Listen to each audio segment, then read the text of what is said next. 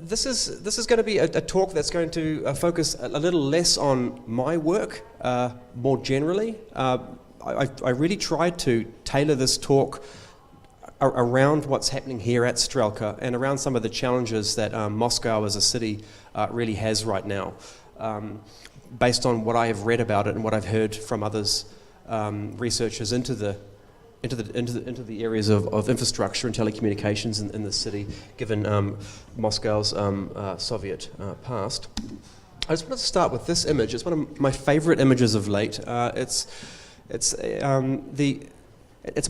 one hub of a telecommunications network. In fact, it's the telephone network above Stockholm in the late 1800s, and we actually see there a physical manifestation of what you would know to be a router. Effectively, it actually routes traffic, but geographically. One could actually follow, apparently, at those times, a hair of cable going from one particular neighborhood through the structure, and then even trace it with the eye on a good day, supposedly, down to another much smaller hub somewhere else, a hub or a router, two different things really, but and then onto a street, maybe a little exchange box on the end of a street. So you could actually trace, if you like, where your voice went when you called. And I like to think of this as an example of extroverted infrastructure. It's infrastructure that presents itself publicly, very different from the kind of infrastructure that we're used to today, which is buried under the pavement. In fact, it's similarly it was gone from the geographical, if you like, as a self-depicting transaction down to something that sits underneath the ground, geographically obscured. And so, with this in mind, I think it's quite useful to summon Bruno Latour here, who said this very, very smart thing once upon a time. He said, "When a machine runs efficiently, when a matter of fact is settled, one need focus only on its inputs and its outputs, and not on its internal complexity. Thus, paradoxically, the more that science and technology succeed in doing what they want to do, the more opaque and obscure they become." And so we really see this with devices. Like I don't know if you've ever worked with electronics, but if you work with electronics, you know that over the years the components are getting smaller and smaller and smaller. There's an obscurity or a lack of opacity, an increase in opacity, a lack of transparency, even represented in this scaling down. But also simultaneously, you'll see that large works of technology that could only otherwise be implemented like that, especially while they were being prototyped and rolled out. The streets just maybe couldn't be dug up with the same degree of efficiency as they can now, that they end up finding themselves hidden from us. And this just seems to be a natural kind of like a tide, the water going out in the ocean. Technology is sort of taken out in such a tide.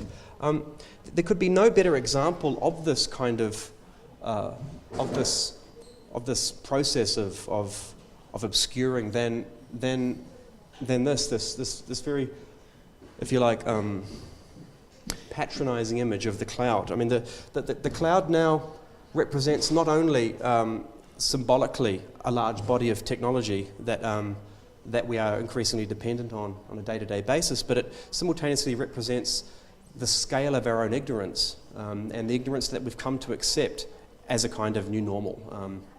The cloud itself is a deterritorialized image. We don't say, where I live in Germany, that's a French cloud, piss off French cloud, you don't belong here. Clouds come and go, they're ephemeral, and yet by the same token, despite being so ephemeral, you will hear people on a relatively regular basis referring to pushing data up into the cloud and sucking it down, as though there really are data centers up there. And in fact, in a survey done, as I mentioned before upstairs there a few years ago, many thousands of Americans, and I'm sure you could repeat the same experiment in many countries, many thousands were surveyed, and it was found that the 53% of them, in other words, the majority, a small majority, believe that bad weather affects cloud computing. Now, to some degree, it does affect. I mean, if you have a hurricane or a flood, maybe the data center would be flooded, but they didn't really mean it by that. or like that. As it was found, they really did believe there was something about the data being up there. And that, of course, has nothing to do with the very geophysical and geopolitical reality of the so-called cloud. And you don't see data centers with the sort of je ne sais quoi of a Apple product when it is an Apple data center or an Amazon or an eBay data center. You don't even see them branded. What you do see is these air conditioning vents on the side. They're generally somewhat sort of submerged in the terrain. There's so much water being sucked in to these data centers that there is an emergent phenomenon of desertification in the surrounds, often observed by those that study this stuff. The other physical reality of data centers is that they just absorb it. They require a huge amount of energy. In fact, in 2016, the world's data centers consumed 416 terawatt hours of energy, which is approximately 2% of the global CO2 emissions. That's just a bit more than all airline traffic. All airline traffic, including all passenger planes, all freight. But it's also, the 416 terawatt hours is more than the entire country of the United Kingdom, if you could call it united. But nonetheless, it is more than the whole country consumed that year. I'm not going to talk too much about data centers, but I just wanted to I guess, leave that there as a relatively stark reminder of that physical layer as we move on into the less physical. It's understandable, however, that when the black box we carry in our hands these days, so very pretty, is really covered with a very very thick skin of metaphors, a sort of symbol layer that tells us nothing at all about its inner functionality. And as a result, it's understandable that we might ask ourselves, where does our voice go when we call? Especially when we are faced with not, again, this, where the lines are traced, but the modern equivalent, which would be what we know as a cell tower. And a cell tower is made up of lots of tiny little base stations. Base stations, they're called. That's the English technical term for these things. And each one of these base stations will be owned by an individual provider. It could be, in Germany, this could be Vodafone, that could be O2, that could be E+. And we have no idea which one of them we're connecting to when we make a call. One has to get out there with a directional antenna and point it in order to find out. And you have to really know quite a lot about cellular networking, cellular technology, in order to be able to do so in the first place. These things are just installed on tops of our roofs, on or next to schools. I mean, we have no idea who puts them up or when they're put up, or are there rules governing them being put up. But so even though it is extroverted in a sense, in that it's public, but they are entirely opaque. And so it's understandable now that we would ask this, where does my voice go when I call? When I'm interviewing people or asking them in a classroom situation, a vast majority of people believe that our phone calls go through space, up into satellites. In fact, that's just really not the case unless you're using a satellite phone. And again, this is not a case of someone being inherently stupid thinking that. But by the same token, you can ask someone whether the postcard that you sent them, how the postcard you sent them arrived in their mailbox, and they'll be able to give you a relatively coherent description as to how that postcard got there. But if you were to ask that same person how the email you sent them landed in their inbox, they would be reaching for magic realism at best. I mean, you'd hear I've heard beautiful descriptions of flocks of birds, going down pipes and then flying out across circuit boards and things like this. And this is just people wanting to try and find a way to understand something that they would say in the same breath that they use every day. A child would know how the solar system basically functions, or how flowers work, or why flowers work, sort of thing, but may not know much about that, and that does indeed need to change. What we're going to look at mostly today, it's going to be a relatively long talk, hopefully entertaining, is really this thing called radio. Now, when we think about radio, we think about FM and AM. Those. Maybe it's the grandma or granddad's radio set up above the fireplace, and old tunes, harpsichords and things. But no, in fact, radio absolutely dominates our current application of communications technology. It is ever more present by the day. Radio refers to this domain within the electromagnetic spectrum, which includes light. The electromagnetic spectrum as a whole includes light, but this part of the spectrum begins at 3 hertz and goes up to 300 gigahertz. So 3 hertz or 300 gigahertz. So yeah, you're looking at 3 cycles a second through to 300 gigahertz. Sorry, it's a large space. Radio itself has been broken down into these different regions. You know, we have this concept of very low frequency, medium frequency or medium wave, HF, VHF, etc. Radio necessarily includes GPS. It includes television, like analog television, radio astronomy. Radio includes a lot more than we might often understand. And as the technology evolved, the spectrum itself became increasingly territorialized. And so we have this incredible pictures. Like I'm showing you the United States one because it's the most dense spectrum allocation map, if you like, that I know at least exists. This color distribution refers directly to the different use cases, and the allocations are by band. You'd have to go actually even closer to really see just how incredibly organized it is. And what I've been doing and what many have been doing is looking for the public inside this. Where are the commons? Where's the equivalent of a little grassy bit of park, you know, that I could play in? Maybe a sand pit, you know, where kids play in a sand pit. Where's the equivalent of a skateboard ramp, you know, inside this? You know, and there are, in fact, almost none. There's almost no space that public can directly engage with the thing called radio as a surface area for play. In fact, as I found out in my work and work I've done with others, that there's some parts of the spectrum you step on and you can find yourself thrown in jail for 5 years or be given fines of $25,000, $250,000 just for demonstrating that something is possible, even in the confines of a self-made research lab. Here's an example in the exemptions from licensing. In other words, that these are the things that you can do with radio in the United Kingdom right now. Citizens band CB radio equipment. This is like Roger, Roger that, you know, Foxtrot, Foxtrot, whatever that means, you know, all that sort of stuff. And, you know, you press a button, speak, someone else presses a button to speak. Apparatus, in other words, devices capable only of reception, which is important. So, you know, devices that are capable of hearing but not speaking, right?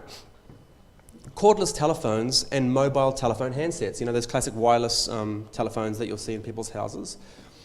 Metal detectors and model control equipment, and 5, a wide range of short-range devices, including certain low-power FM transmitters. Transmitter is a very important word in this talk, sometimes called car baby devices, which wirelessly connect MP3 players and other personal audio devices to radios and in-car entertainment systems. And that's law. Like, that's law. This is we can, I mean, the UK one isn't as beautiful, but we can do this, you know, pretty much. You guys can do that. And so, as an artist or a critical engineer, interested in the electromagnetic as a material, as a play, as a medium, something to work with directly, this comes of great interest.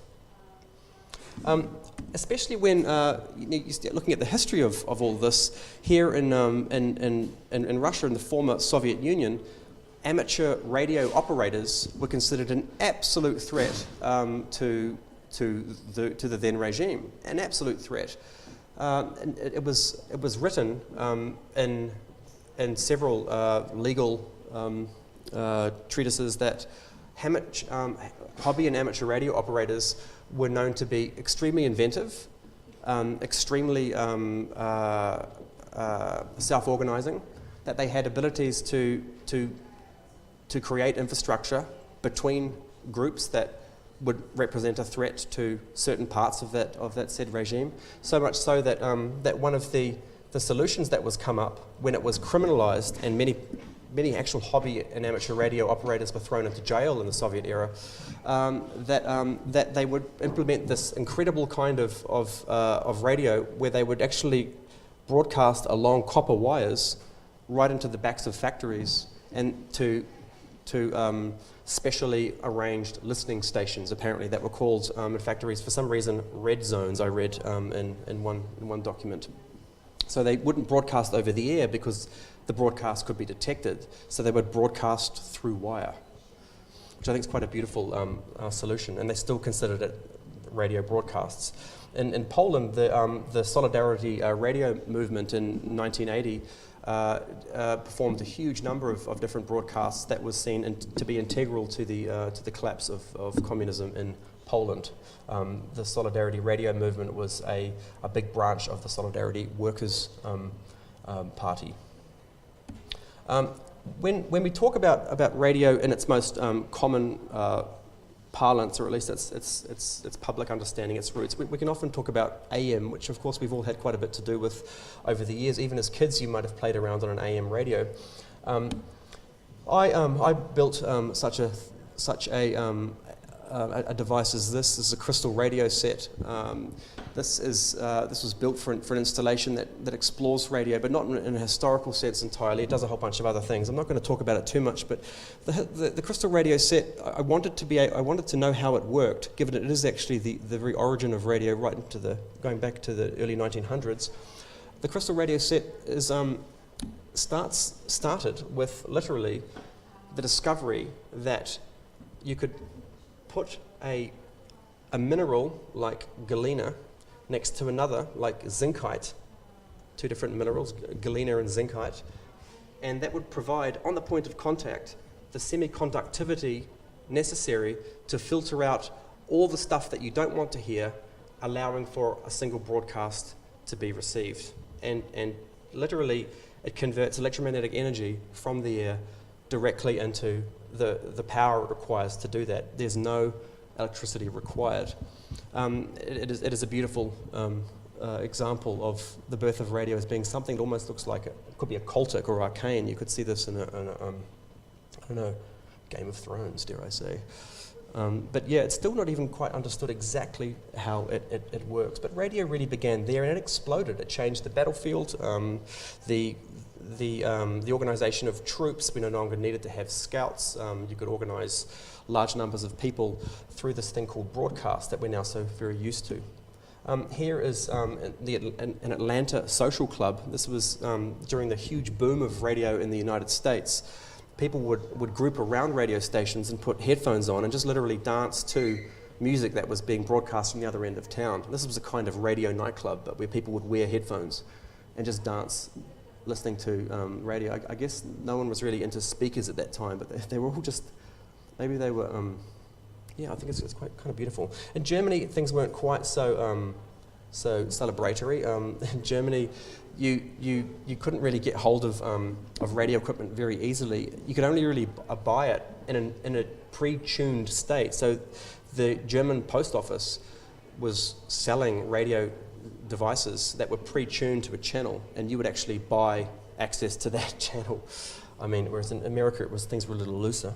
And when we're talking about RX in the context of my talk, TX and RX refers to the right to receive.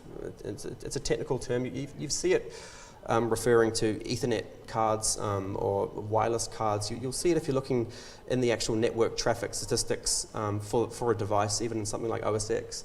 You'll see TXRX referenced often. RX, you could think of it as a right to listen, techno-politically speaking, regarding the politics of spectrum and our use of it. But I think more commonly we can understand it's the right to read. TX, however, referring to transmit, is the right of broadcast.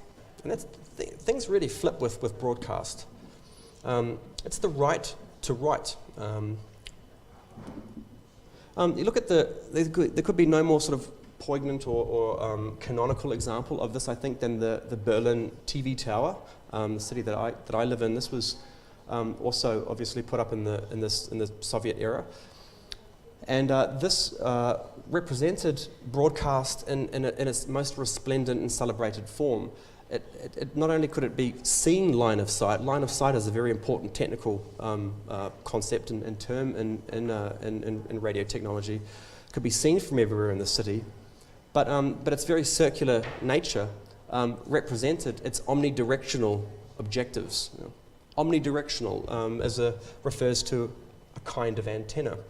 The line of sight, which I'll talk about in a bit, but the line of sight casts its way all down Karl Marx LA, as though Karl Marx LA leads up to this radio implement, literally. It's a device, you know. Now, a TV tower, just because it's broadcasting TV doesn't at all mean it's not radio. TV in analog form is most certainly radio. Today it broadcasts all of these. In a sense, it's a little bit like the Twin Towers in New York, that when the Twin Towers went down, suddenly hundreds of radio stations and TV stations just went off air because they were all built onto that actual physical structure. It's just that the TV tower in Berlin is a more literal representation. It's built entirely to broadcast. These analog TV stations are no longer running, but this is what it's doing today. An omnidirectional antenna, as the name suggests, refers to it would transmit or receive from any direction, perpendicular, if you like, perpendicular to the antenna itself. So you can imagine that if this here, one can think of this as a kind of receiving antenna. It is indiscriminate in its interest, right? It can receive from anywhere.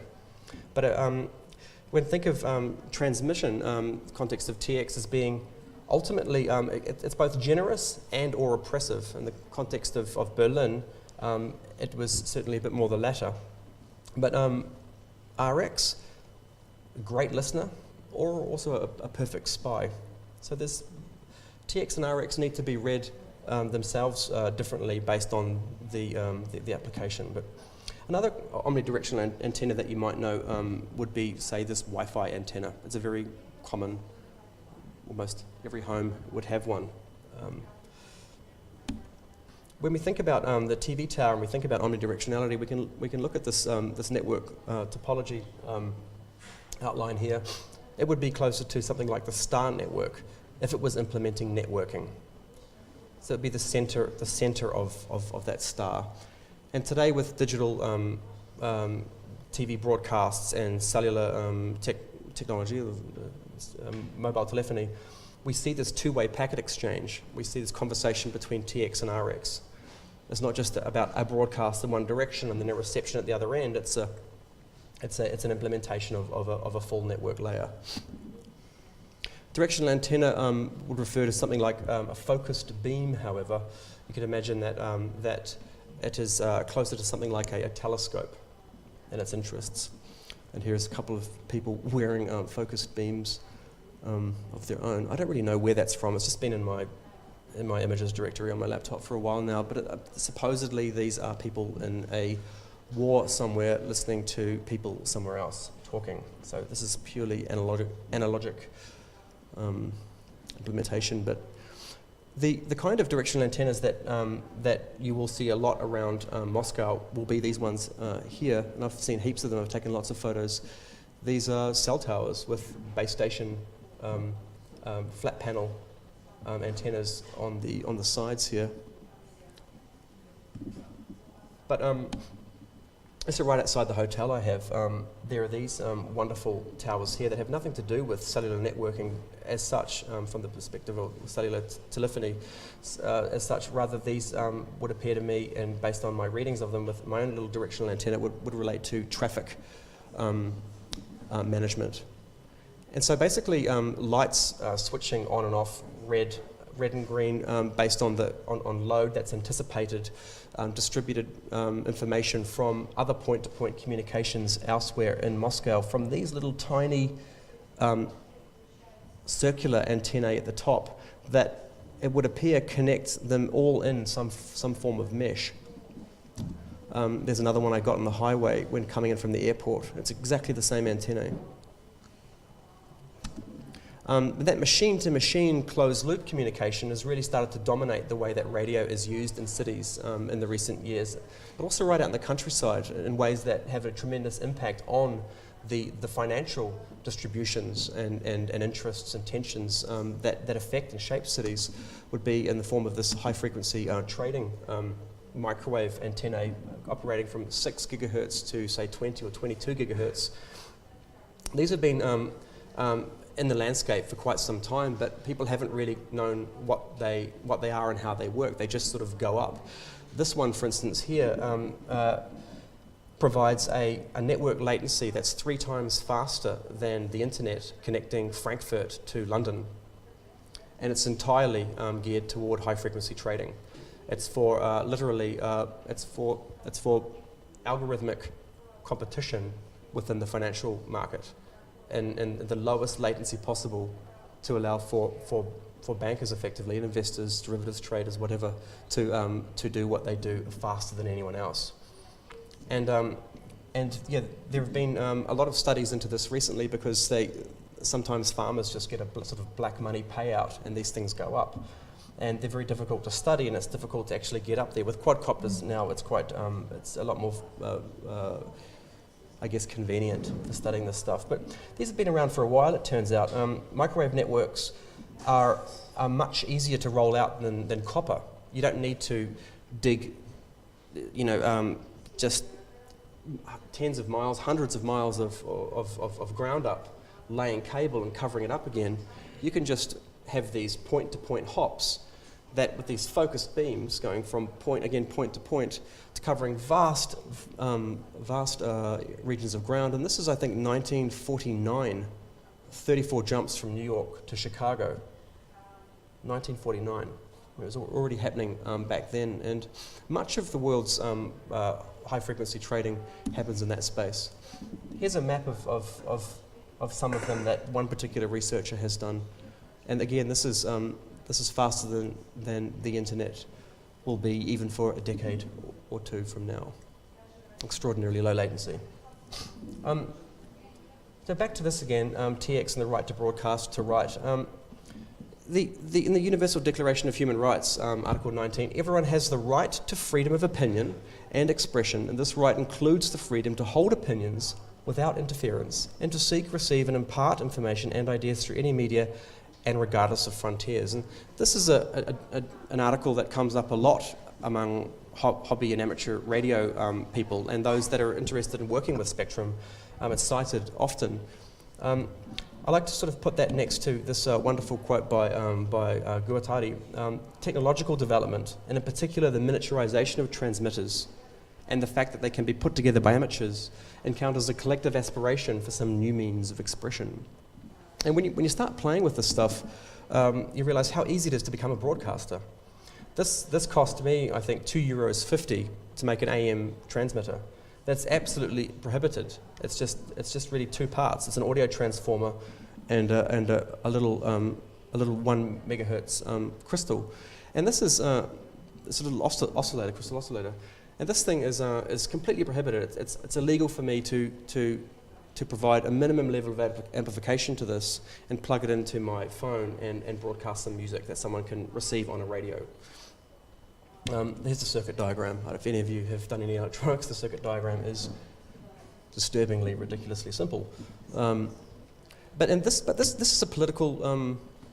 This is a very political thing. This.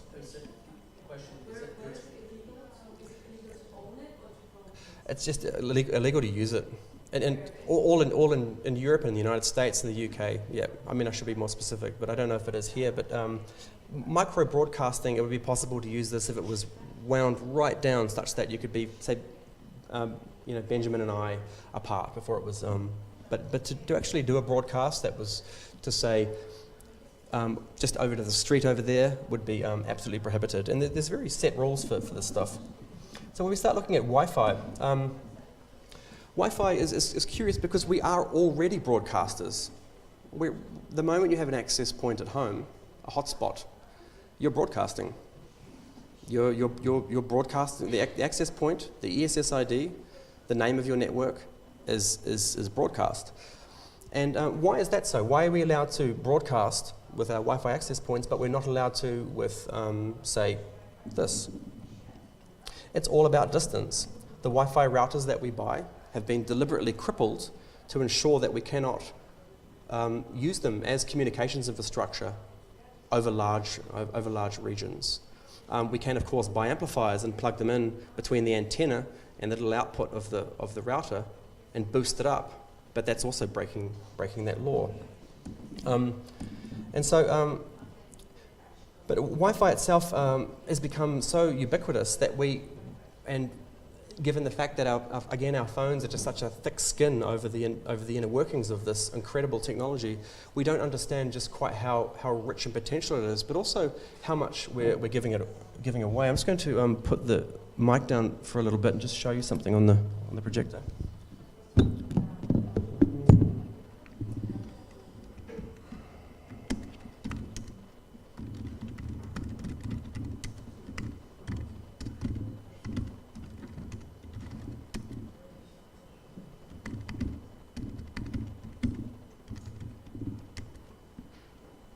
So this is something I do quite a bit in talks.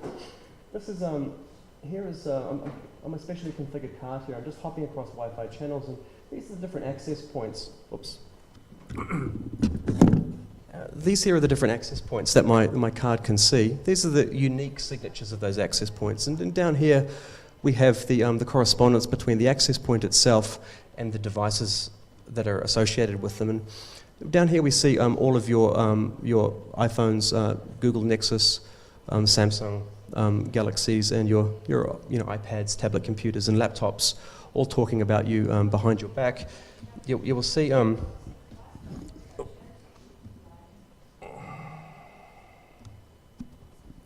You will see probe requests here for networks that you've already connected to in the past. Sometimes you might even see, I don't know, who's been in a business lounge recently, but you will see your aunt's printer.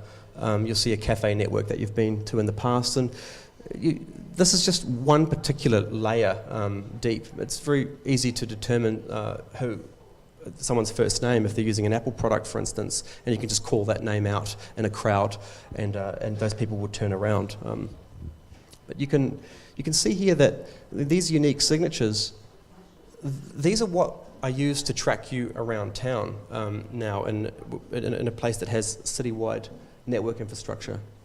It's not the GPS that you'd see in something like I don't know what's that thing called, like CSI Miami or something like that. It's really these signatures. These signatures are now used in law as evidence in court cases, whether someone said that they weren't there when a person was killed or hurt, and in fact, a router that is caching this hardware address proves otherwise. You can see who's using which network and how much traffic they're using in bits and pieces here. And even though your screen is blank on your device in your pocket, it's certainly quite busy in that sense. And if what I'm doing then is that was I spying? I wasn't spying. I was just listening. If I'm in the park and there is a couple say having a terrible argument, a screaming argument in the park, and they're really tearing each other's hair out verbally, am I spying on them, or am I overhearing them? And in this case, I'm merely working with the data that's already in the air from these broadcasters that you have in your pockets. I'm just looking at that as it is given. It's certainly not spying, but so we might ask if the air that I breathe is considered public, and why not that which passes through it? This transparency grenade looked at this anxiety. This project I made in 2012 for a big exhibition in the House of World Cultures in Berlin, part of a studio commission show, 10 pieces for the show. And the transparency grenade itself as a violent image, it's based on the Soviet F1 hand grenade.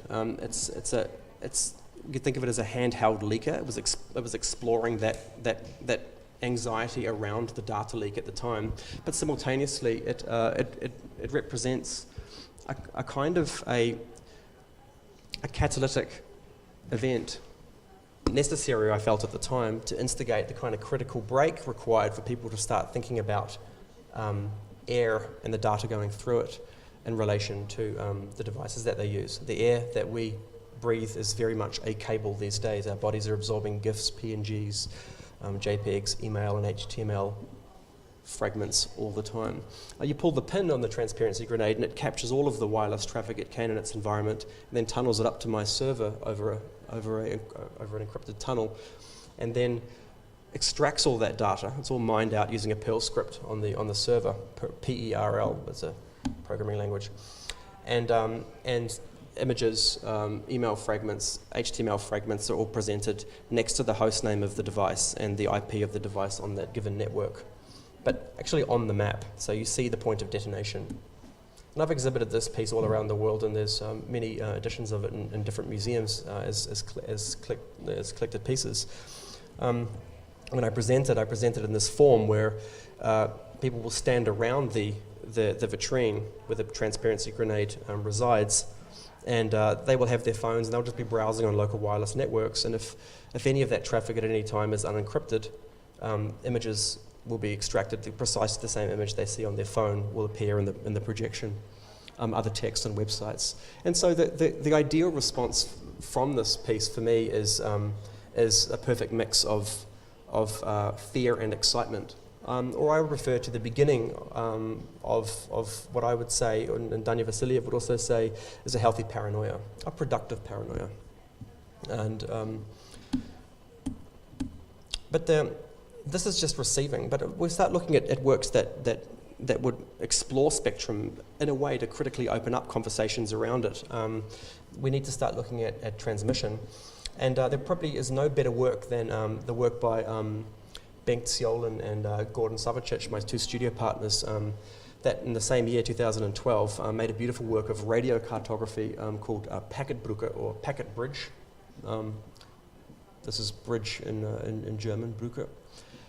And this work was really just followed Location Gate in 2011, where Apple was found to have been recording where your phone, where iPhone 4 was every single second that the phone was on for up to a year. And researchers showed that you could just extract this file off the phone and then plot it onto a map and show exactly where the phone had been that whole time. And this was quite funny to see that there was all of these in forums that my boss has read about this, fuck you researchers, my phone's gone, you know, my husband has taken my phone now and knows, and et cetera, et cetera. There was a social fallout there that was another thing. But what Apple had been doing is, in its desire to compete with Google, is it had been actually recording those hardware addresses that we saw up before, these sorts of things here, every second that the phone is on.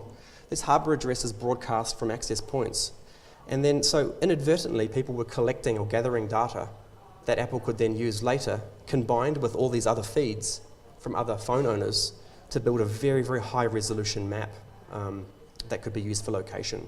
Google, of course, stepped in and said, Apple, you fucking bastards, how dare, it's exactly the kind of thing you do, but then Google was found to be doing precisely the same thing. And this is really what that work, when we're inadvertently walking around with this spyware in our pockets, is the reason why we have fine-grained or high-resolution mapping today in our phones. The two companies that provided that software are Carrier IQ and Skyhook Wireless.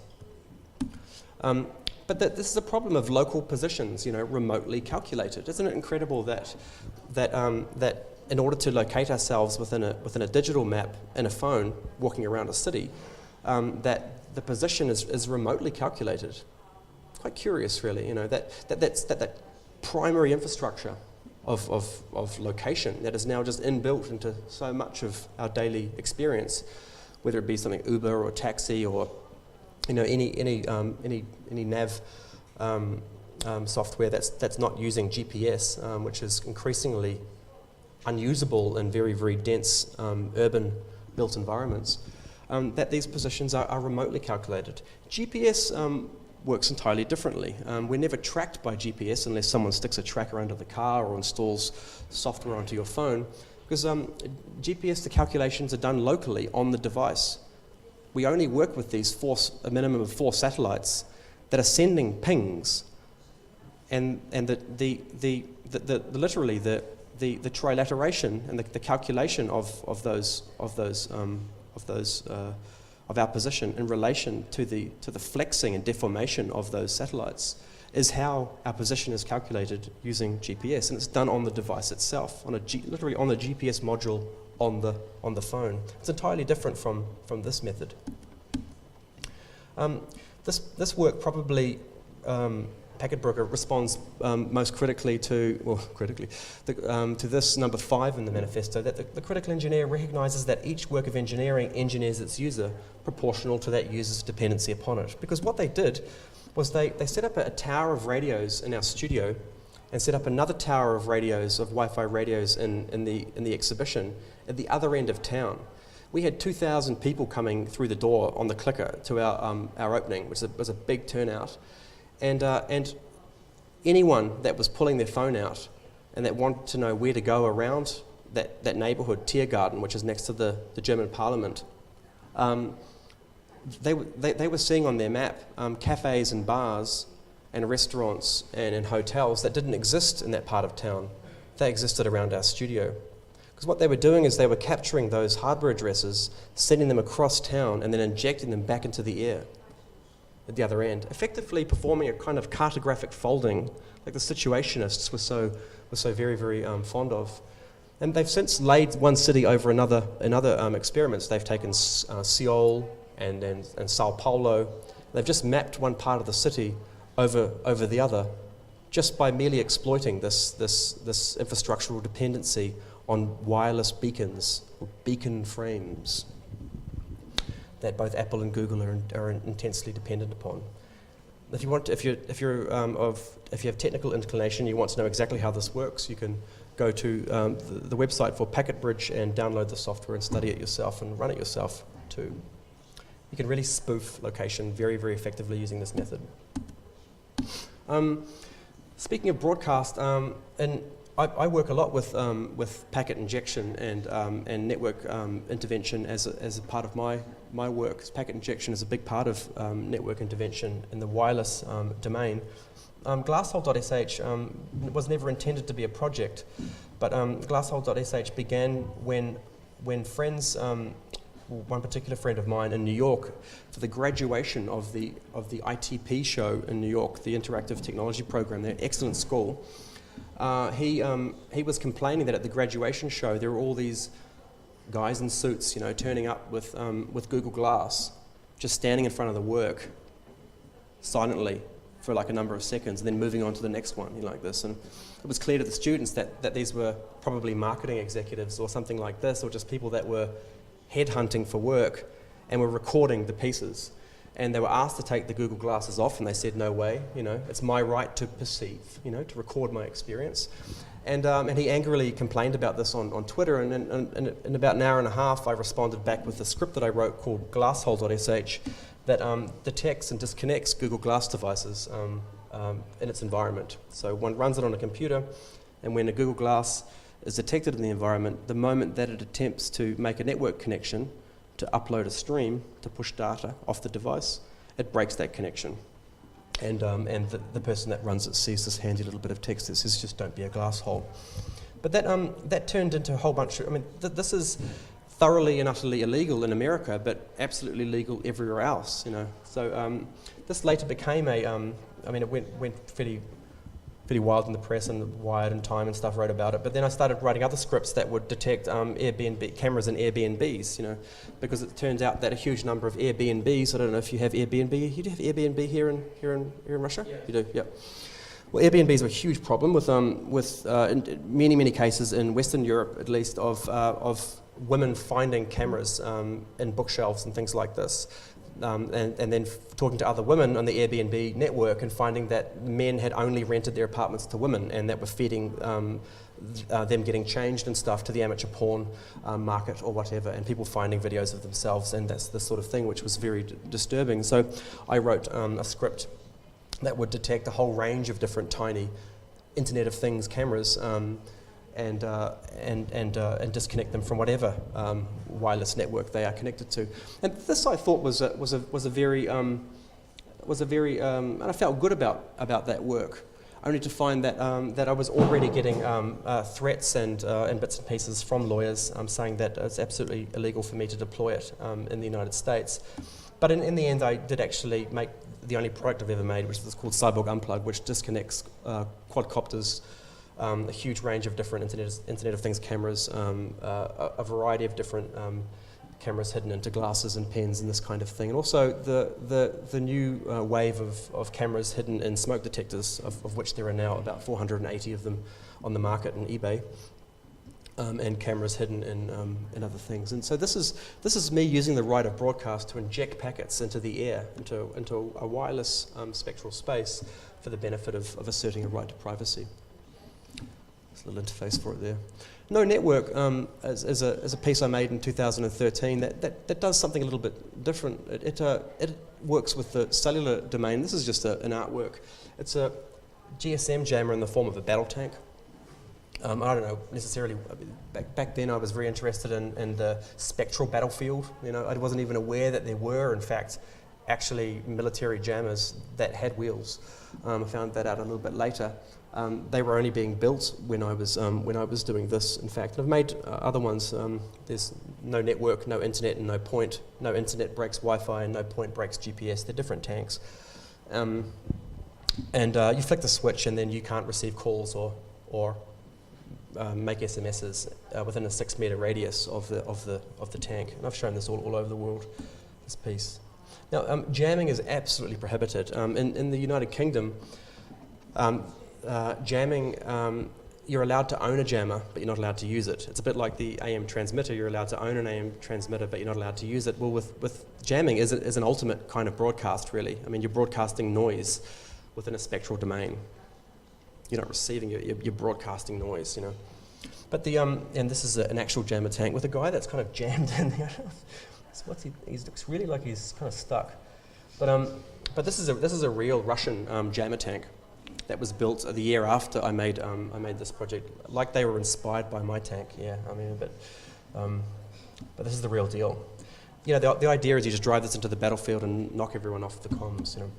But this really gets to the point of the right to electromagnetic silence. You know, what if you wanted to walk into a park and there was a ring of chairs, and if you sat on one of those chairs, you would be knocked off GSM, Wi-Fi, GPS. There'd be no radio communications. You could sit in this ring in silence. You know, if that sort of thing existed. You know, that you could sometimes. You'll hear stories, for instance, of people from Europe going to parts of Southeast Asia or New Zealand, where I come from in New Zealand. There is no GSM in the family farm, and people talk about that being oddly refreshing, as though the connectivity anxiety is not such a big deal after all. But what if it's to be implemented? Is there something to be said for a kind of a healthy commons, that there's a place you could go where you're just offline, you know, and you could enjoy that?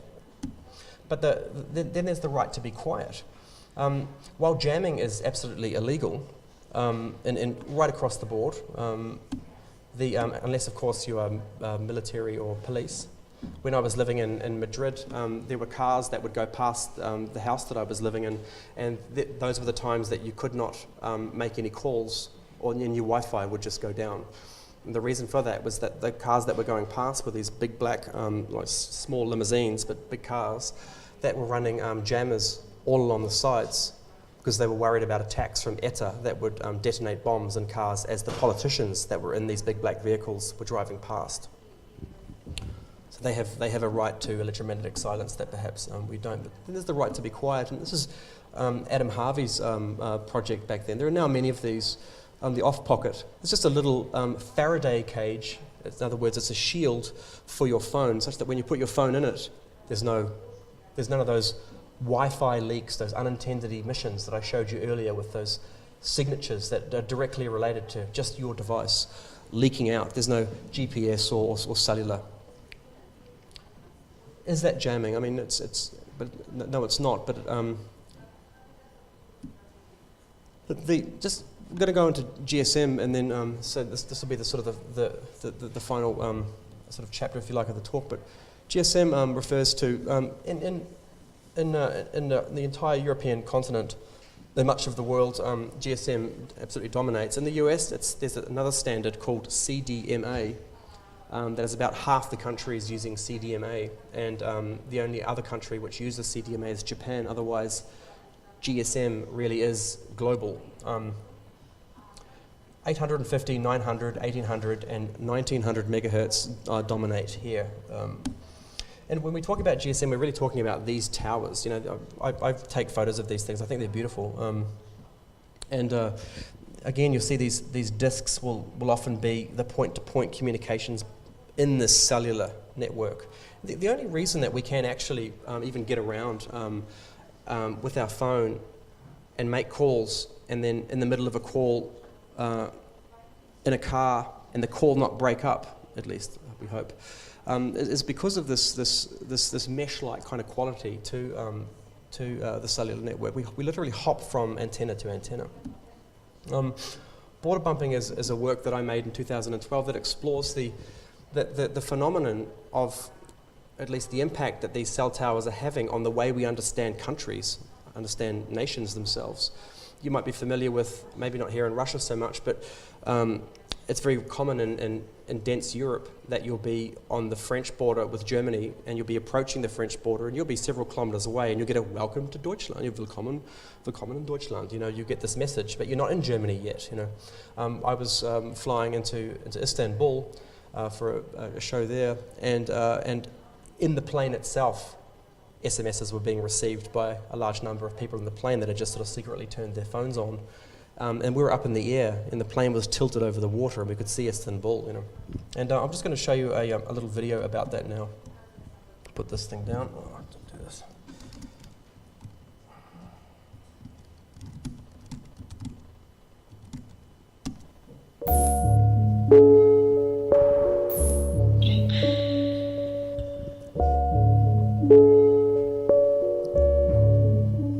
Okay, so I first got the idea for this project, border bumping, and I was flying into the city of Istanbul in Turkey for the very first time.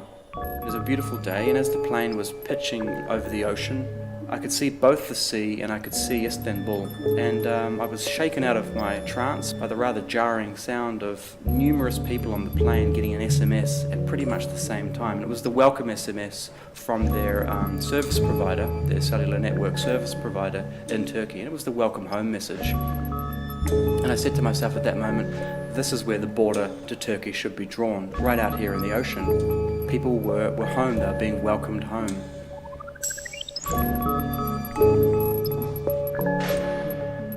Is it possible that networks themselves can be territories? Can we have a feeling of being somewhere, a sense of place, even a sense of belonging to somewhere, merely by a network event like this, one that happens in the wireless communication space? The idea is quite simple, this moment of discrepancy where our devices are associated with the network in one place, yet our bodies remain or persist. This is on the Niagara River, always the border quite between often at the border. New York State and Canada. Have these moments where you go high up enough on a hill, or you go out on the water, and your phone, rather annoyingly often, will associate with a cell tower in the other country. Of course, people's roaming charges are expensive, but it also has interesting legal and you might even say philosophical implications. Well, we're looking over the river directly at Canada, and I believe we're getting so much signal. I'm pretty sure that this water tower, this old water tower that I passed when I was walking over there the other day, I saw it had a lot of different little cell base stations on, clipped to the side. I think it's got about 8 or 9. Got some close-up shots of that, and now I can actually visibly see it with line of sight by eye. I'm just pointing my directional antenna at it, and I'm seeing a tremendous amount of signal.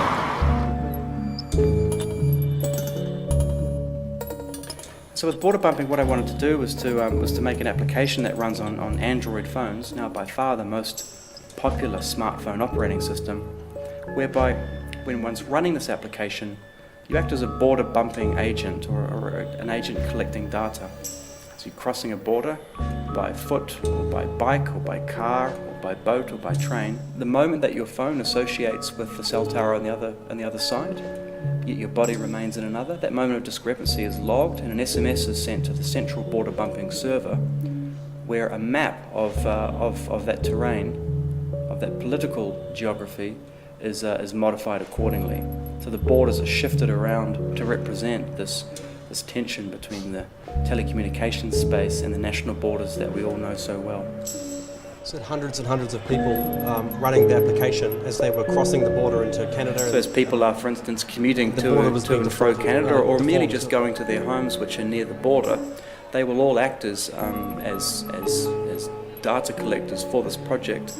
The data of which is sent to the server, which is sitting in the exhibition, and extracted off a phone there and used to manipulate the map that's presented inside the exhibition. Yeah, I mean, this is the same thing has been done in Europe quite extensively. But what I found when I was playing around with this stuff is the surreptitious, curious design practice of disguising antennas as other things, but also learning to look at infrastructure that previously had another role or another life. Often it was these water towers or something like that had come to be kind of a crew, or if you like, these barnacles like you see on the bottom of a boat, base stations. That there was this repurposing of kind of dead industrial tech. You know, this was fascinating itself to find, but I also got to really learn to read flat panel antennas and understand that that's a Vodafone antenna, that's an O2, that's a I don't know, a megaphone or something like this, and this became extremely useful for the way that I read the kind of, if you like, the built environment now.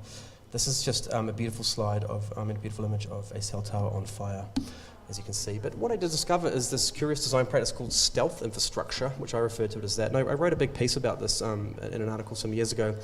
It's it deals with this problem. This is just from a court case currently, with some legislator going in Florida right now, that you can. You really see how aggressive the telecommunications providers are as regards putting up these cell towers, and the impact it can really have on people, especially in a place like Florida where they're blown over and they the idea is that the public must sort of maintain the structure that they're on so they don't blow over. But the problem of enticing kids to climb recklessly, additional debris in a hurricane, and tying up space that should be reserved for police, fire, blah, blah, blah. But it's just the fact that the public has almost no say in the distribution of these things. And there's almost no conversation as regards opening up a more democratic space for it. Instead, it's all gone the other way, where the cell towers become stealth. I refer to it as stealth infrastructure. This is I photographed this one in Marrakesh, just outside the Medina. It's a cell tower, very, very badly disguised as a sadly leaning palm tree. It actually had a door at the bottom of it, and you could climb up inside. I didn't actually do that because there was a guy that looked like he was going to shoot me, and. But I thought this was quite a beautiful one. But this is also just another one. This is just a birds that have taken nest inside a cell tower. I just love that. I mean, this is just, you know, the poetry. It makes you weep. But anyway, the cell tower disguised as a tree. Here's one here. And this is really like those Lego trees, you know, I used to have as a kid. Lego trees have unfortunately become a lot more complex now. I much preferred them when they were really proper Lego trees like this. But then there's this one here is a cell tower disguised as a street lamp. And this one was actually not discovered by me. It was discovered by another man. He's a hobby He's a hobby and amateur radio person. And it was discovered initially because locals were complaining that the street light just never worked. And it's in one of the parts of England where sort of murderers go to make lions and just stand around just being murderers. And it's sort of one of the sort of horrible places in England, you know. If you've done something really bad in 8 different past lives, you know, you'll end up being sort of born in Milton Keynes.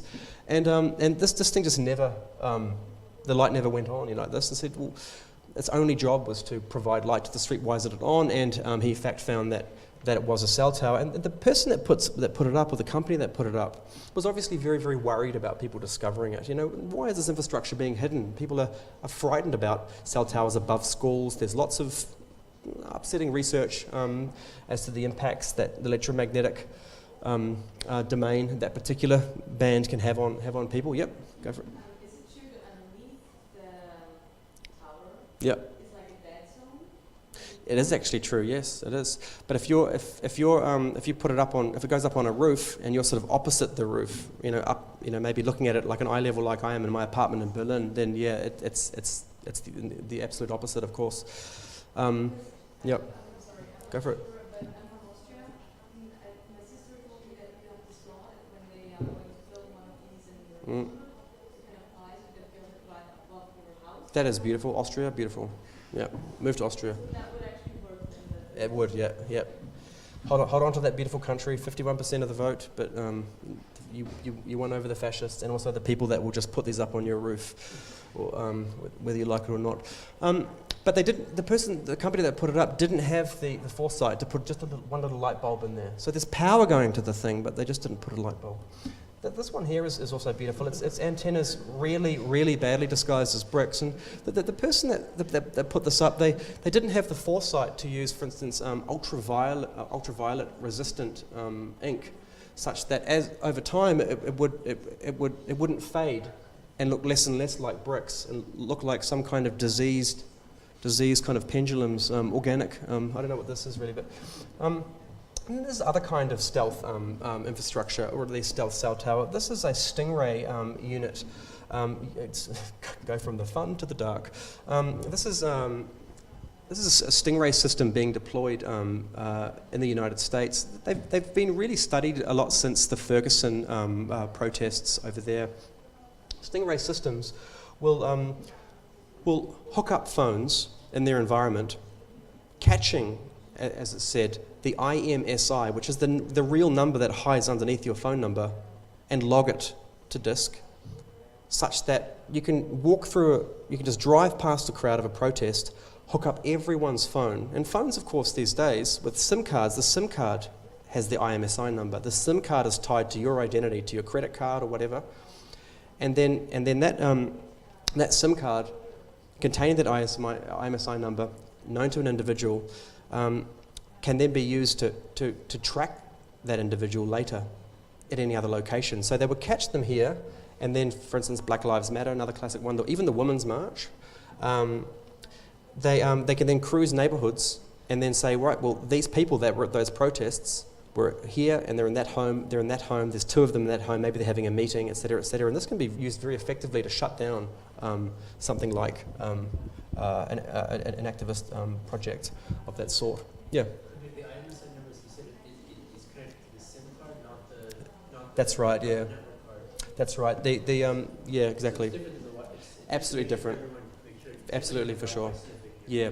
So the MAC address that we saw earlier is only related to the Wi-Fi card on your phone. The IMSI is related strictly to the SIM card. If your phone doesn't have a SIM card in it, it has no IMSI number. Your phone has an IMEI number as well, but that relates to the actual brand and model of your phone. There's an IMSI number there. We're going to have a play with these in a moment. Here's the first version of the Stingray.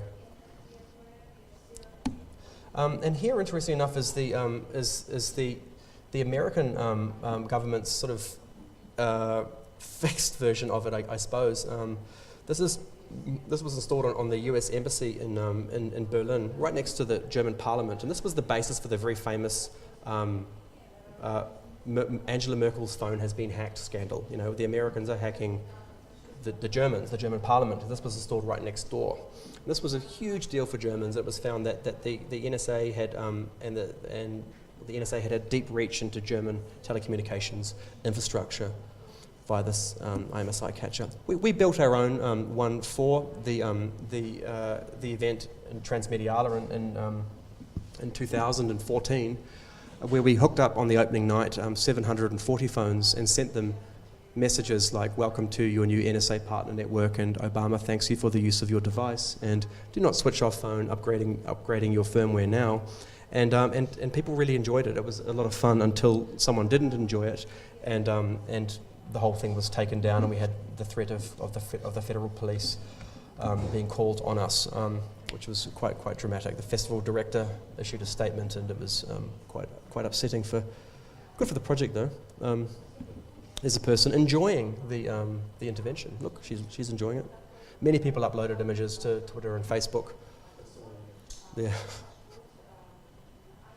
There's one you got, yeah. That's who IMS I know. In fact, I should actually alter that because that can be used to track her across town. Stealth Cell Tower is the last project I will show before we're going to just have a little experiment with cellular infrastructure right here in the lecture. Stealth Cell Tower, I wanted to take this to another level, really looking at that stealth infrastructure as a design practice, but bring it indoors. And so what I did was to build a cell tower in the form of a Hewlett-Packard printer, an office printer. It has one power cable going into it, nothing else. And when you turn it on, it will hook up all of the phones in its immediate environment, and then send them text messages like, "Hey, I'm back in town. Hey, honey, want to catch up?" Sort of thing like this, and or long time no see. I'm downstairs. Hey, where are you? And every response that's given back, because it's a little chat bot that I've implemented. Every response that goes back, it just prints out a piece of paper with all of the transactional information about that event, all of the revealing stuff, the IMEI number, all of the techniques of the thing, and it just builds up this stack of paper. And then every now and again, it will randomly call someone in its environment, and then when they pick up the phone, they will hear Stevie Wonder's "I Just Called to Say I Love You," which is a 1984 classic, I might add. This is the Blade RF software-defined radio board that I used, interfacing with the main Hewlett-Packard board. This is a little Raspberry Pi here running my little Linux distribution on it, and then on the other side we've got a little bit of phantom power. This is this was taken from inside a car you want to power your USB device. Charge a USB device off the car, and normally you'd light cigarettes off this. I don't even know what these things are called. I just cracked it open and then used that to convert power for me. There's the antenna sitting inside the printer where the printer cartridge itself goes. It closes up quite nicely. I'm showing this one in Colorado at the moment. And there's just a little bit of the conversation. And so thinking about all of this in relation to infrastructure, why is it that I can't roll out? I mean, for the board that I'm using here is a €450 board. Sure, it's a lot of money, right? But I mean, compared to the 10 or 20,000 euro base stations that are just randomly put around on buildings, it's possible for me to provide cellular infrastructure for a large population, with a bit of amplification. You find out when you start playing with the stuff that we shouldn't be paying for calls. We shouldn't be paying for text messages. That we should just be paying the electricity costs themselves, and the impact that could have on, say, a tower block community like this. This is just one from here in Moscow that I nicked off the internet, off the web. Imagine what it would be to, for instance, have as part of the commons, not just the park, but you have a cellular network. That people inside that building could call each other for free. It's quite common in tower block communities that there is families that are distributed throughout the community, throughout the building itself. Imagine if you could call internally. Imagine if there was a mesh network that, has been found over with the Red Hook wireless project in New York, that communities living in really poor buildings like this, there's often no infrastructure for even getting DSL into the thing, ADSL cable or anything like this. But you can have a mesh network connecting multiple different tower blocks, with one of them being the routing gateway to the internet. And then from wherever you connect to the mesh, you have a route. And this sort of thing could be significant for the very health of the community, but then mixed with something like its own little cloud. There can be a possibility to archive and store, and then chat and discuss, and maybe it's possible to look at the sort of atomization that happens within these buildings and remodel them within a network commons, such that there can be a kind of cohesion, or at least a commonality implemented on a ground that is otherwise not architecturally expressed. I'm just going to leave it there while I start now. I'm going to plug in some stuff here, and we're going to have a little experiment with our phones. One moment. Okay.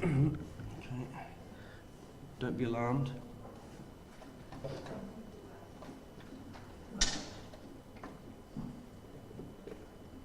do it with these ones here. That's cool. Could I have someone help me just to hold something? It won't be electrocuted, it's only 5 volts. Thanks very much, Benny. I really appreciate that. So I brought this this board actually with me. I'm just going to screw these in here. These antennae I'm screwing in, I'm screwing one into the TX port here for transmit, as you recognise, and the other one is RX. Did you want me to hold the mic, or were you looking to hold this? Oh, it's all right, just for this part, for the room. Okay. So we see here TX and RX. For cellular communications, you need to be receiving and transmitting all at the same time, because it's a complex kind of radio. You know, it implements networking. And then down here, I plug in this USB 3 cable. It's $450. Don't steal it from me after the talk, or get me drunk somewhere and then steal it. These are about $10 each. I'm going to plug it into my laptop here, and I'm going to run a cellular base station using software that I have specially configured for the purpose. Thanks, perfect, exactly.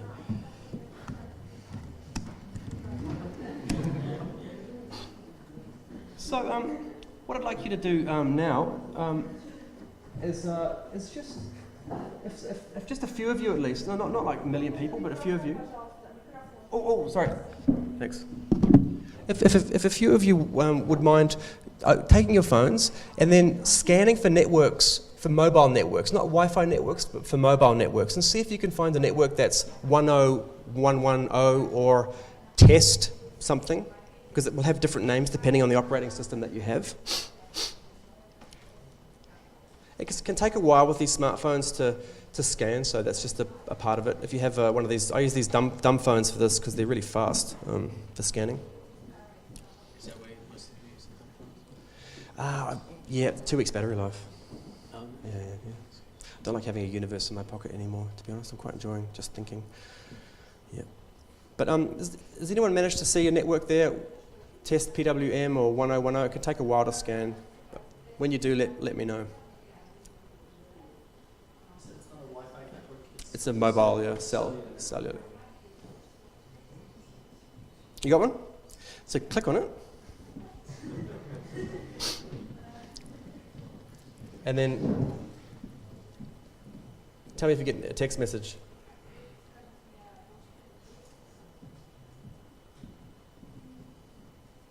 Yeah, what does it say?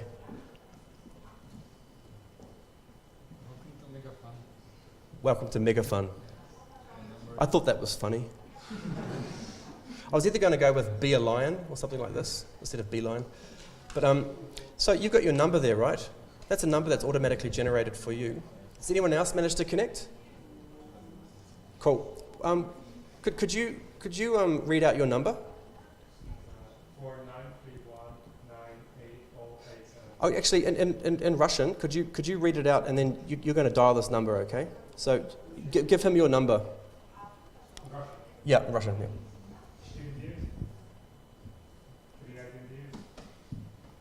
49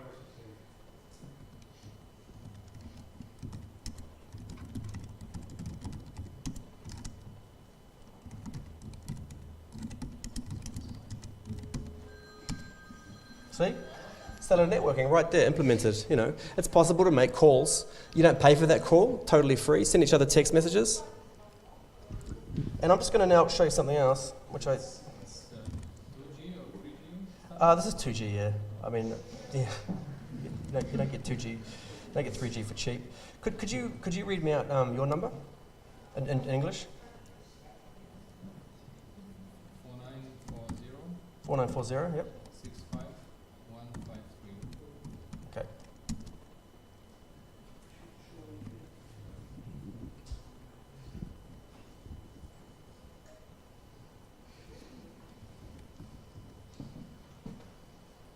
Oh, too many people. Is that your number there, 494?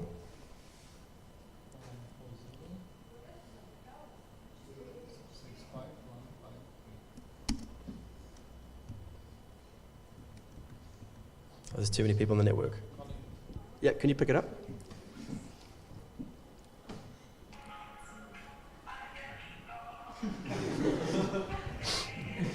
Anyway, this is just having some fun, but I just wanted to leave it there, and we can end.